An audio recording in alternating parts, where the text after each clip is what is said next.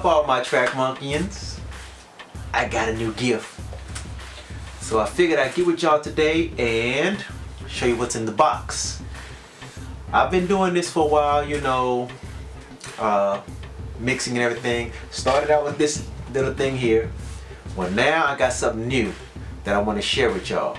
So we're gonna get straight to it. I ain't gonna hesitate no more. I've been waiting to get this for a while, and I finally decided to go ahead and shell out that money and get it. So let's see what's in the box. Hey, so here it is, the box. The box. The box. Let's see what's in it. See if I can do this while holding the camera and doing the work. Let's try. Got my hand here. Cut through it very carefully. Very carefully. Very carefully. Other side, other side. Very carefully.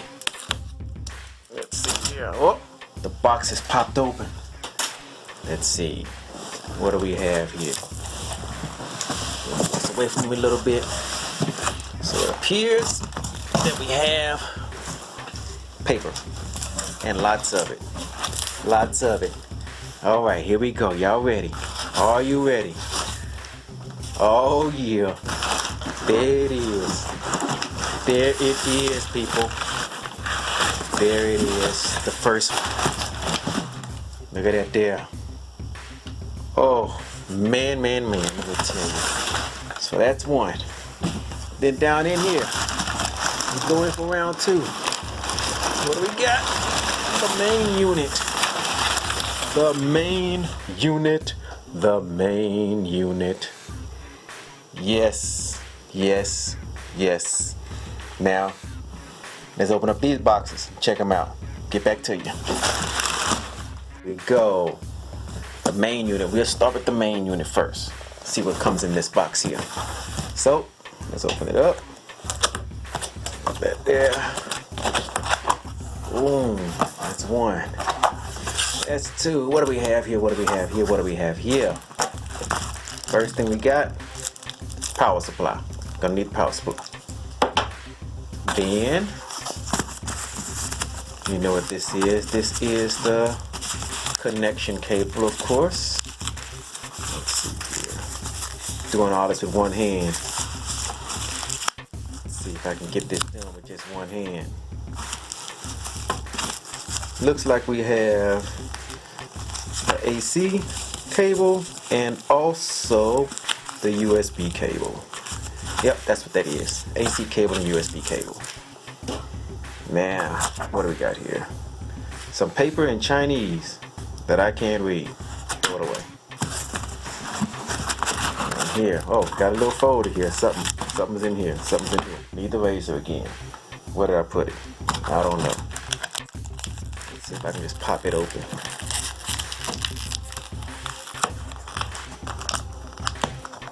Doesn't look like it.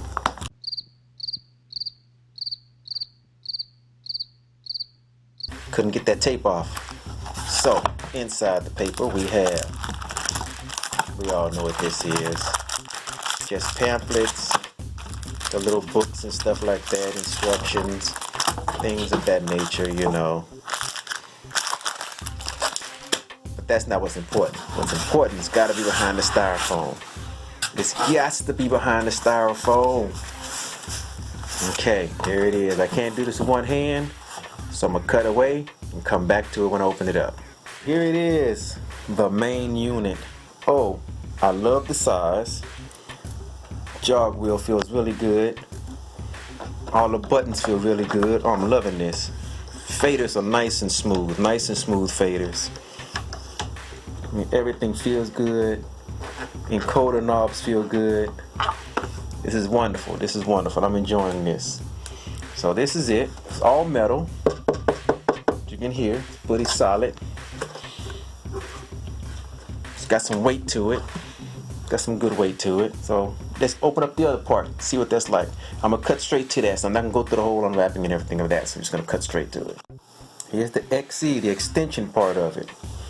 Man, this thing, let me tell you, it is a lot more beautiful in person than it is on the internet. There's the main unit, And here's the extension. The thing is beautiful. Solid. Faders feel nice. Everything feels real good. So what I'm gonna do, I'm gonna set it up here on the desk, clear out a spot here, get this other mixer and all this other stuff out the way, and set it up. See how it go, how it look on the desk.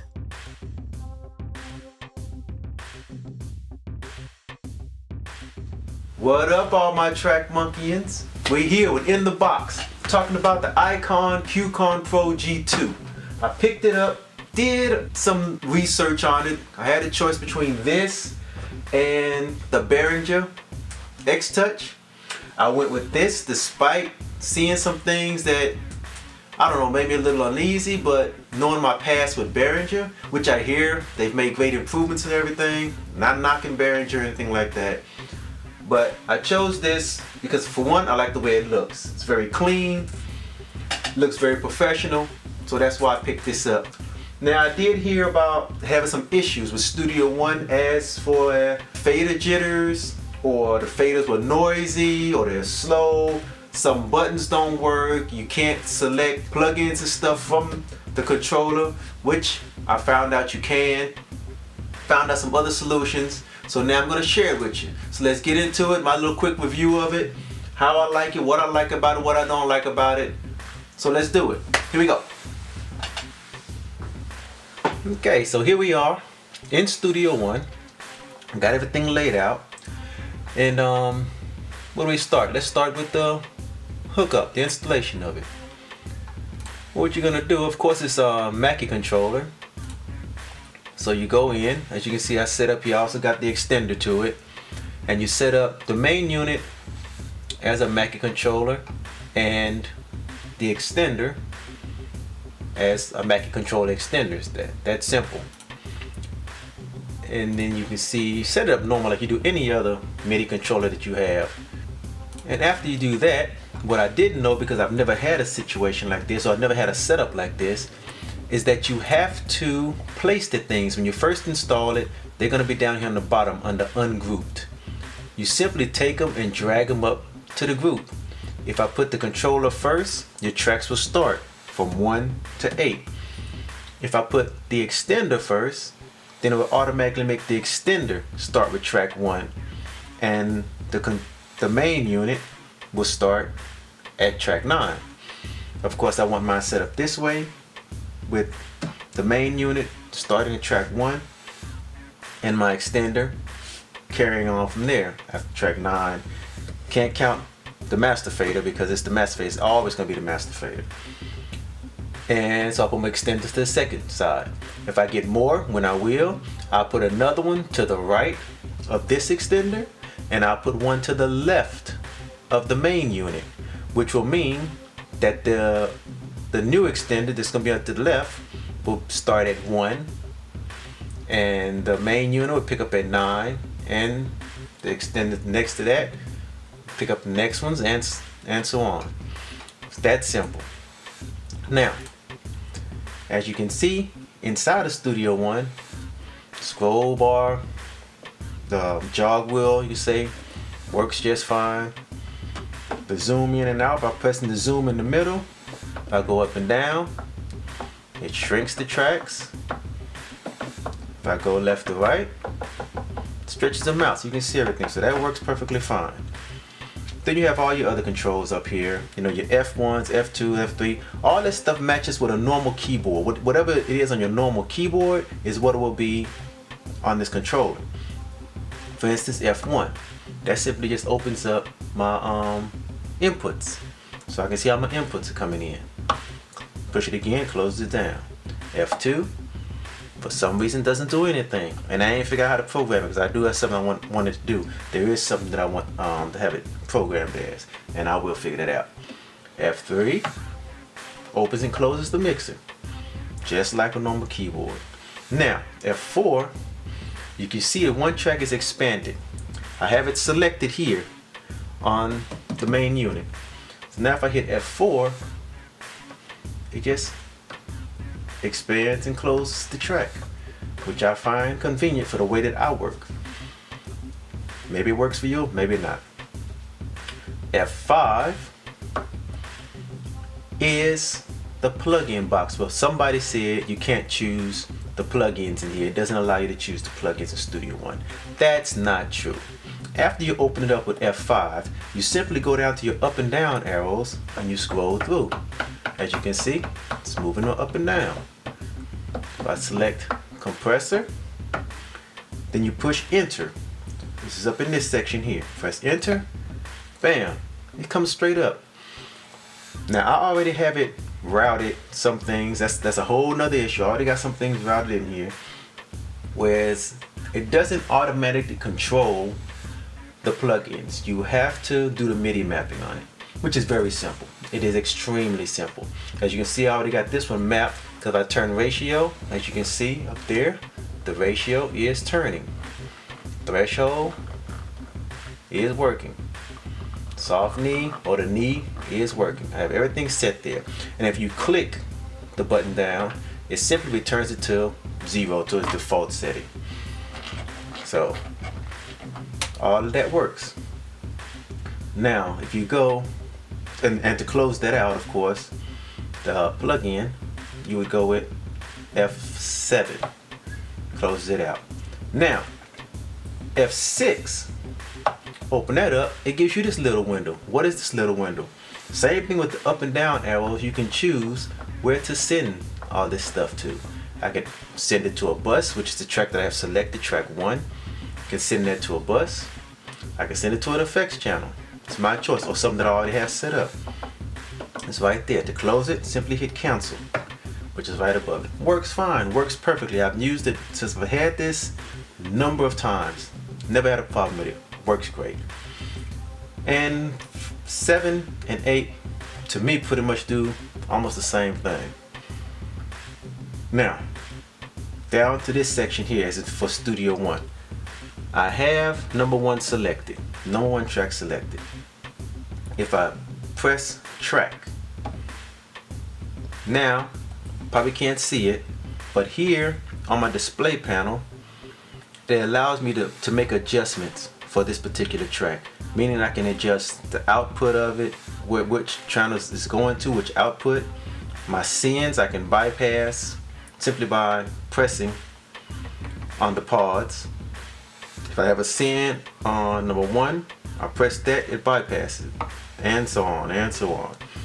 Down here, because I have an extender, on this other side here, it says bypass all. I have my monitor to turn my monitor on and off. I can show my input, where I want the inputs to come in at, which is the same display that I have over here. And that works great. My sends, if I click on sends, I can see on track 1, the only send that I do have is going to a 1/4 delay. So that means that I can adjust the send level of that delay. Works great, no problems with it. And pan just takes you back to your normal view. Now, when I say normal view, I mean it shows you your tracks as they're laid out in the DAW. Now in this level, I forgot to mention something up here. Up here with this template, it says layer 2. So if I press layer 2, now I can choose if I just want to see my audio tracks, if I want to see my instrument tracks, which I have no instruments, so all my faders came down. If I want to see just my auxiliaries, which is my effects channels, I only got 1, so it came up right there. To see my buses, I have 2 buses. You can see that came up right there. And as you can hear, the faders are not loud, and I will show you why, and I will tell you why. The faders are not loud. I will explain that. And let's see, where was that? On the master, click that. The only thing is I have the main master bus, which is always here. This is the master. But then it turns channel 1 also into a master. Why? I don't know. I don't care. That's a button that I really don't use.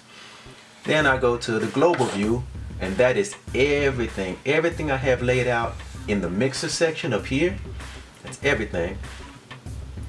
It shows all of that. So it goes across here. However it is positioned on the screen, however it is up there on the screen, is how it's going to be on your channel, on your display. So I got on the screen it's showing 1, 2, 3, 4, then bus. On the display it's showing 1, 2, 3, 4, then bus, and then it continues on from there. That's simple. Now with this selected, I can also turn on and off the metronome, which works fine. You can see it down here at the bottom, activating, turning off, works fine. Now this solo clear button, when it's on there, if I have a track solo, a few tracks solo, let's do that, and I hit that button, it simply takes them all off. Now what I don't like is there's no mute, no solo, cancel the mute. They don't have that. I don't know why. They just don't. Now, everything works great. I mean, the save button works great. The undo button works. As you see, the enter button worked when I was picking a plugin, whatever. The enter button works fine. Somebody also mentioned that the markers, you can't set markers. If you have this marker, enable. And then you go on, you want to add a marker, simply hit the record button. Bam, puts a marker in there. Anywhere I can just put them in there. Bam, bam, bam. Goes, works fine. Of course you can't hit record when that's the markers on because it's setting in markers. So that works fine, works fine. Now we are going to talk about the jitters and fader noise. Let's talk about that now. Let's get to it. Back over here. The jitters. And the reason why I saved this for last, let me say that. The reason why I put this section for last to explain is because once I start messing with that, those adjustments, then it will not be synced with Studio One. I would have to shut it down and restart it for everything to sync back up and re-lock together. That's why I saved it for last, because I know it's not going to be synced anymore. So that's the reason for that. Now, let's go on to it. Now, for doing that, what you do, for instance, let's talk about both things, the jitters and the noisy faders. What you would have to do is power off the unit.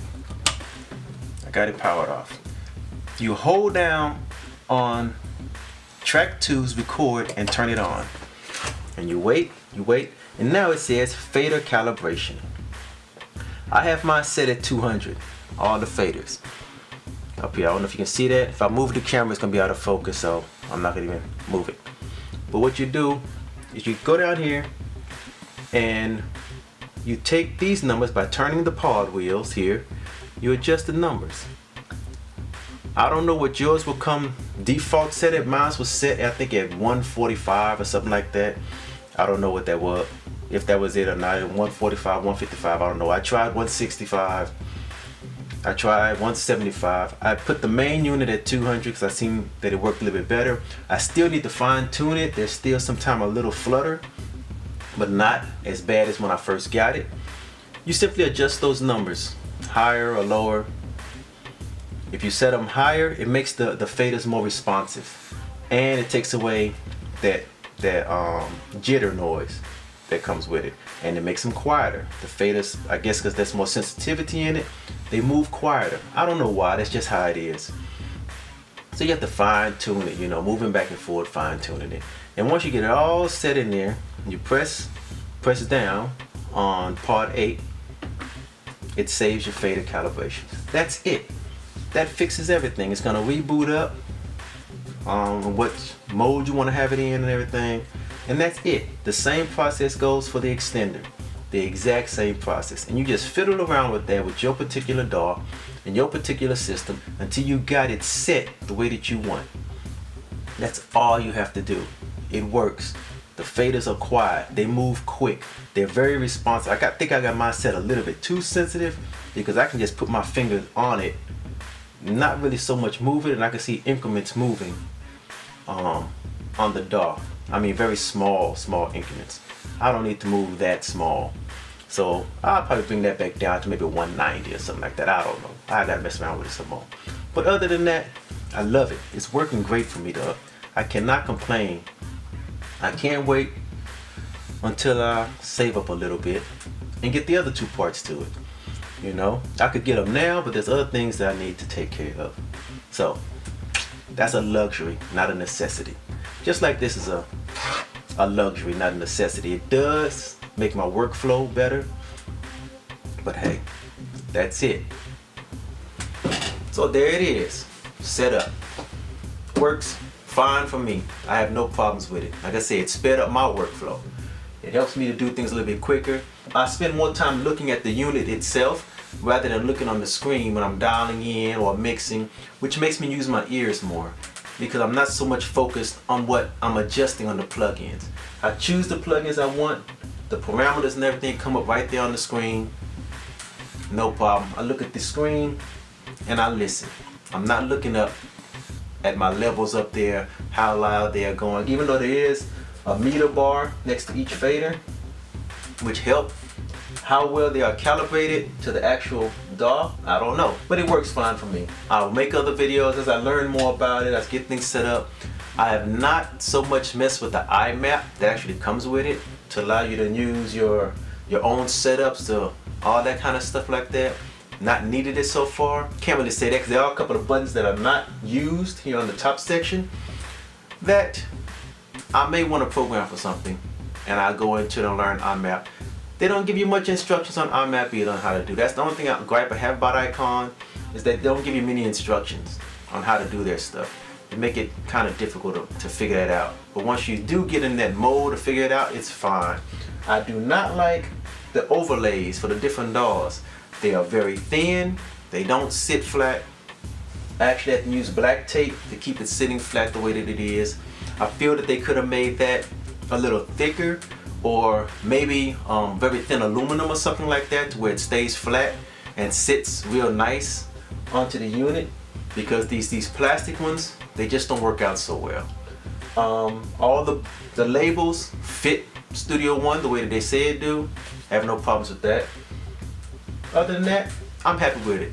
I think the money was well spent. I have no problems. I had the smaller one version before this, the eye controls, but because it didn't have a display and I couldn't control all of the plugins the way that I wanted to. They say you could with the different layers or whatever, but I couldn't figure that mess out. That was just not working for me. So I went ahead and jumped and purchased this. And I took the smaller one to the other studio where I do my tracking at, because I don't do any mixing there, I do all my mixings here. So I took the smaller one there, and for going back and forth as far as tracking and hitting record and stuff like that, it's working out great. That's, I think, the best thing it can be used for in my usage of it. Mixing, I love it. I love it. I love it.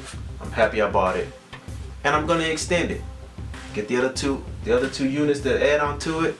Give me 32 faders, won't have to bank as much. Can set up more controls for the plugins, because for instance the fat channel for Studio One is 3 separate units. I don't have enough cards or display to control all that. So I need to get the other stuff, and when I do, I have all that.